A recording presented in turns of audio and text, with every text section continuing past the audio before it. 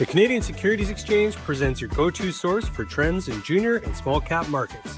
Each month, join host Anna Serin and financial expert Bruce Campbell in partnership with Stockhouse.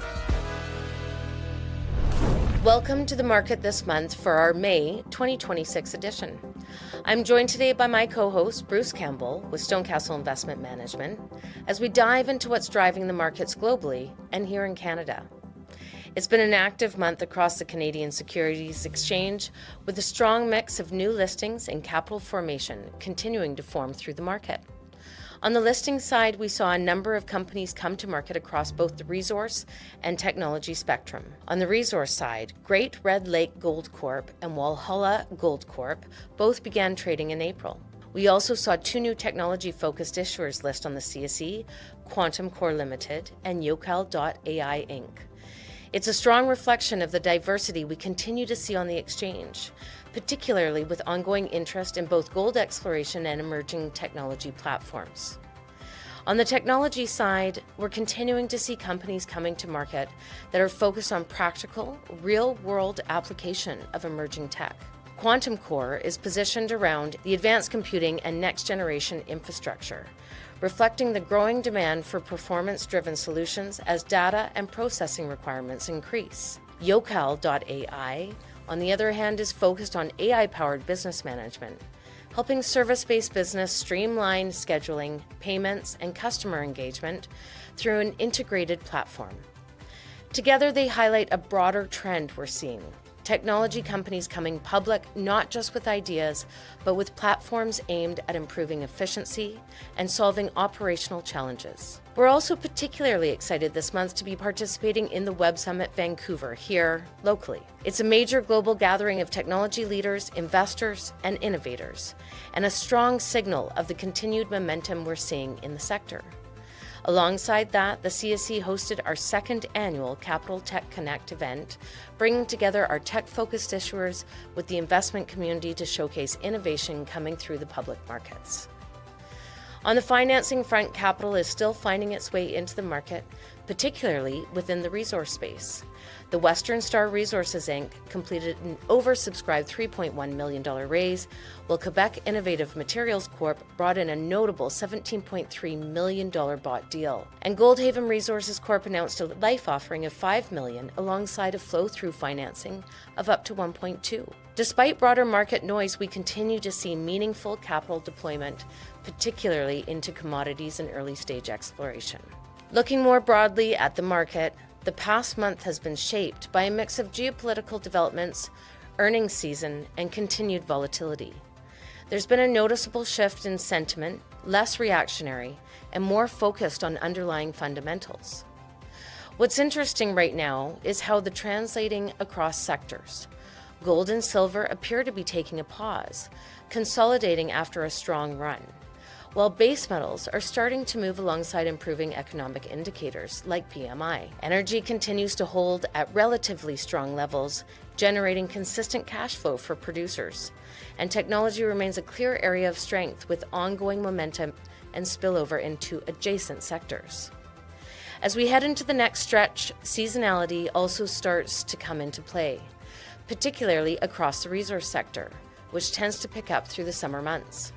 And now join me and Bruce Campbell with StoneCastle Investment Management as we break down what happened in the markets this month.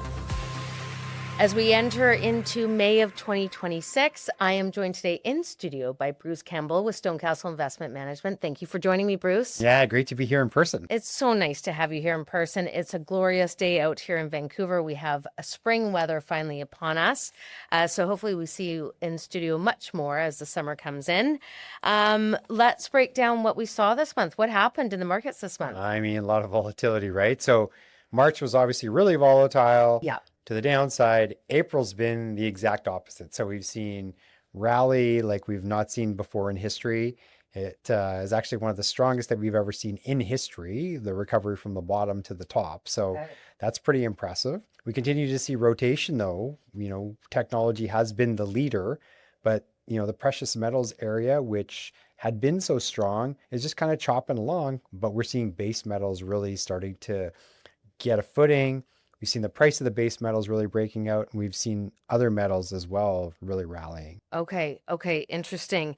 Now, let's talk a little bit about gold and silver, because I mean, this is obviously a topic that we've talked about a lot. So maybe just remind us where we at right now in gold and silver. I mean, it goes up and down, but it's still pretty high up there compared to or relative what it has been in recent past. So tell us what's happening with gold and silver. Oh yeah, like if you go back over the last 24 months or 48 months, the price of the commodities is more than doubled. Yeah. They've certainly got to higher levels than that, and we've seen them pull back. So if we really saw things top out from a commodity standpoint in February, where you saw gold move up above kind of the $5,400 level, and you saw silver move up into the well over $100 level, $120 level. It kind of spiked up on a couple of days. Yes. And since then both of them have pulled back. They've been consolidating. We saw a lot of the equities pull back with that. Yeah. And now we're starting to see, it looks like a bit of a base that's being built, both in the commodities and in the equities. There's obviously a lot going on in the world right now with potential and real wars. And as an investor, how much of this do you pay attention to in relation to commodity prices? As far as the news flow goes, yeah. I mean, the pricing, is this something where you pay attention to what's happening in a various war jurisdiction, and that defines how you approach a commodity? I don't necessarily know if you can look at it just in isolation, the war itself or what's happening there, but you certainly have to be aware of the commodity prices because it drives what happens from an equity standpoint with all of those companies, and both the opportunity that the juniors and the explorers have, but also what happens with the cash flow and the earnings of the larger companies, because between say 4,700 gold and $5,400 gold, that's still a significant amount of money that they potentially could have as more bottom line earnings if it stays up there, and if it pulls back, then it doesn't have the same impact. But that being said, there's still tremendous opportunity, even if the commodity was to stay exactly where it is, which it won't. But if it was, just based on earnings and acceleration, and then price opportunity for a lot of exploration projects. Yeah, absolutely. Okay, so one thing that we saw in the CSE specifically over the past 6 months was an overwhelming ability for our issuers in the exploration space to raise capital. A lot of the financings were oversubscribed. There was a lot of financings done in the US, some nice hefty ones. And a lot of them were financings that we don't always see in the junior exploration space. I mean, sometimes we see our issuers are able to raise capital, just for another small program or a compliance program, or they're acquiring a little asset. But we're seeing some really substantial raises that allow them to go and do some pretty big work programs. So typically when you see that, what is the next thing to maybe expect in the exploration space when you see it so cashed up? Yeah, I mean, obviously results and drilling and opportunity, but then what you also start to see is M&A, because now you're starting to see. Do we like M&A? Is that something we like to see? Yeah, I mean, it's always positive for markets, right? Yeah. Depending on where you are. Sometimes there's a project that you don't want to see taken out and it does get taken out. Yeah. But generally it's a positive for the market, because there's a recycling of capital as, companies get picked off, and then those investors come back in and invest in other typically, brownstone, greenstone type of projects where they're starting to look for exploration. So that's positive. And then the other thing is that you start to see new developments that really haven't even been on the radar start to become targets now, and then that starts a whole new cycle of drilling and exploration. Right.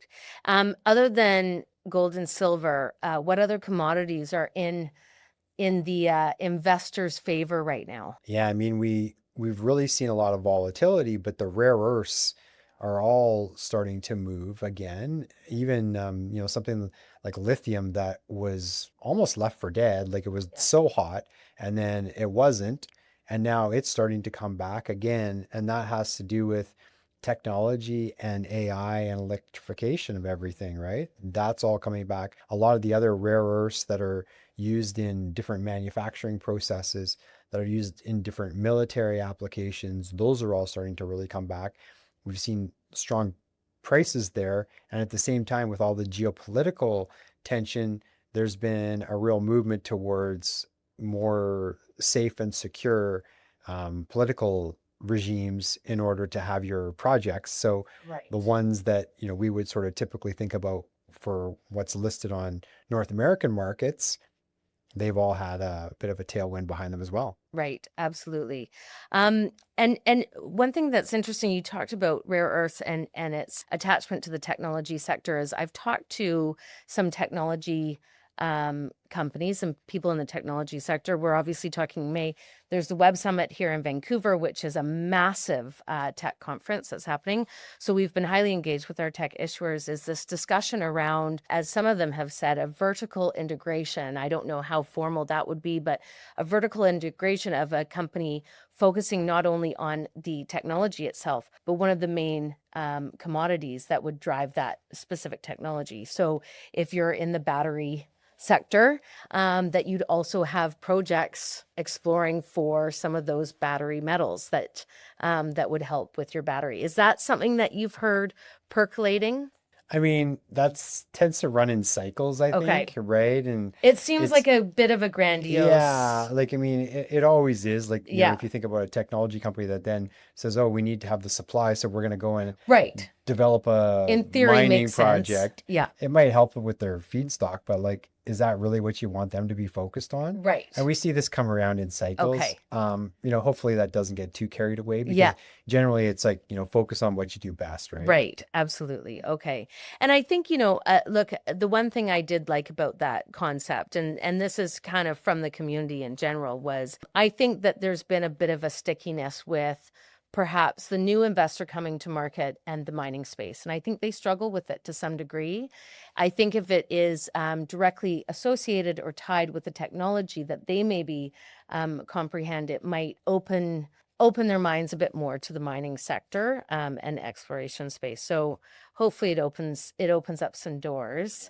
We're also in May, so a lot of our issuers and a lot of exploration companies and mining companies, they're heading up to their properties right now. So do we now kind of wait until the fall for some results? Is that kind of Yeah, I mean, now where we stand? given the amount of money that was raised, there should be a tremendous amount of exploration. So throughout the summer and into the fall, Yeah. we should see, constant news flow from, Great. any of these exploration Maybe some new companies, discoveries, maybe some possibly new exciting news. discoveries. Yeah, Great. I mean, new areas of their Yeah. of their projects for sure. Yeah, absolutely.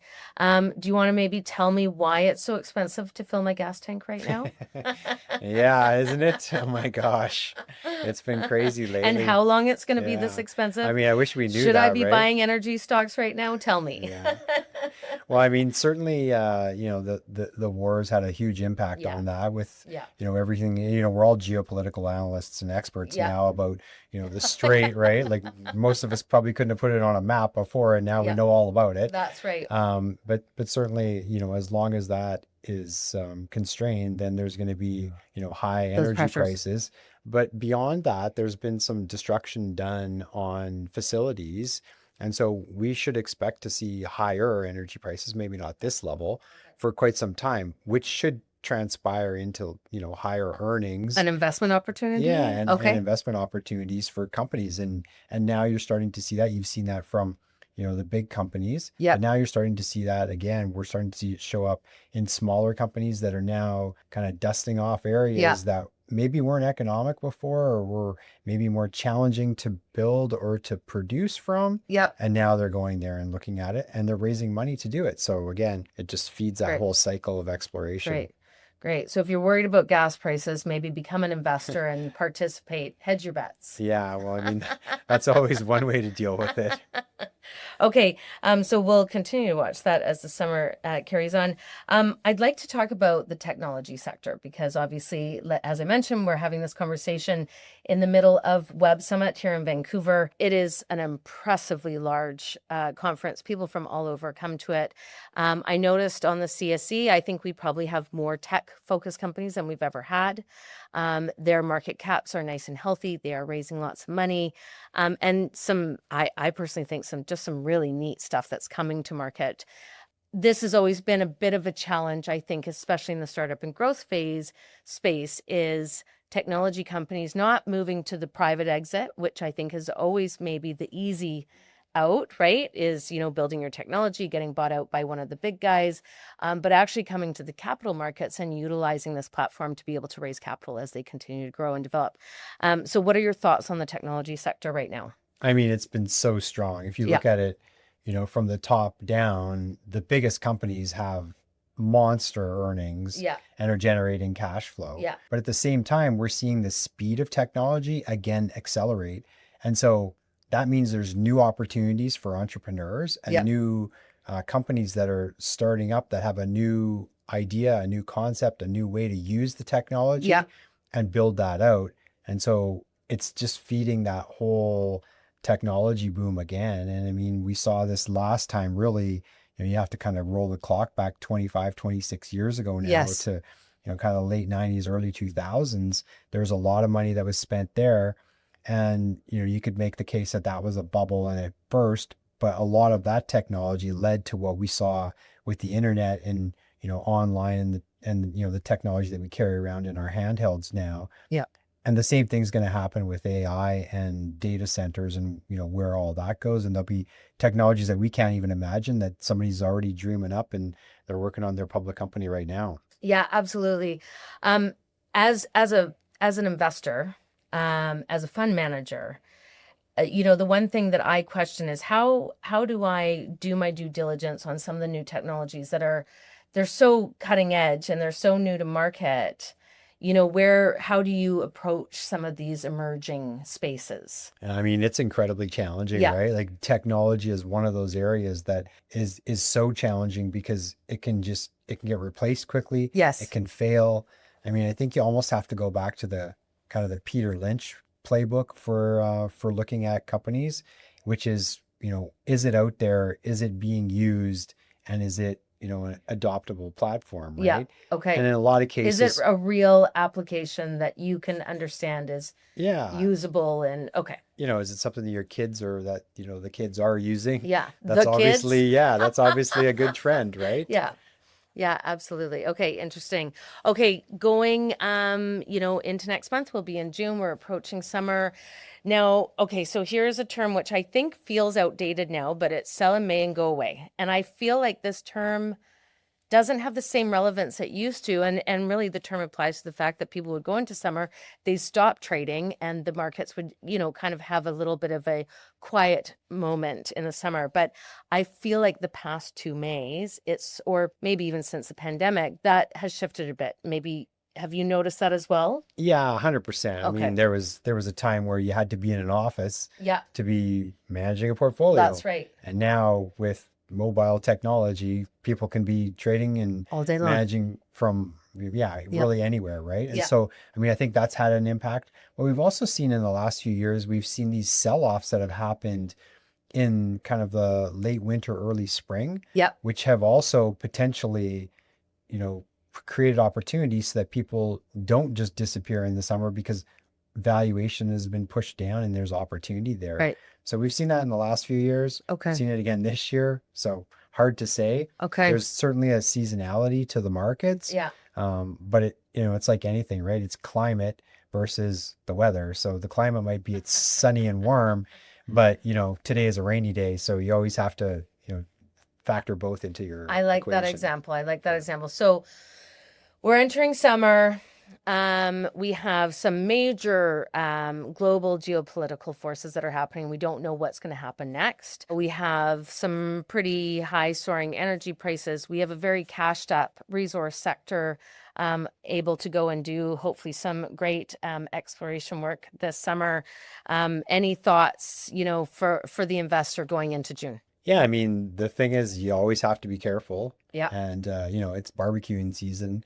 And so you almost have to treat your portfolio like a barbecue. You got to keep your eye on it, right? Don't set it on fire. You can't just set it on fire. You can't just leave it. Okay. You got to watch what's going on because there's so many dynamics right now. Okay, great. Okay, well, thank you so much for joining me, Bruce. It's always nice to have you in studio. I hope we can have you here next month. Maybe outside next time. Oh my goodness, I love that. A picnic. Yeah. A market this month picnic. Thank you again for joining me. Thank you.